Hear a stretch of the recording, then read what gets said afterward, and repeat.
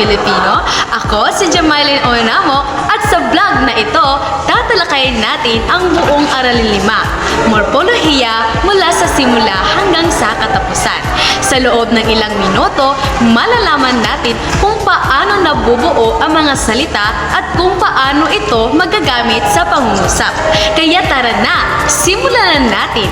Sa pag-aaral ng morpolohiya, unang dapat nating mauunawaan ang pinakamaliit na unit ng salita na may kahulugan na tinatawag na morpema. Ang morpema ay may dalawang anyo. Una, ang morpemang malaya na kayang tumayo mag-isa tulad ng mga salitang bata at ganda. At pangalawa, ang morpemang di malaya na hindi kayang tumayong mag-isa at kailangan idikit sa ibang salita tulad ng nag, ma, at in. Sa pamamagitan ng mga morpemang ito, natututo tayong bumuo ng malinaw at makabuluhang salita.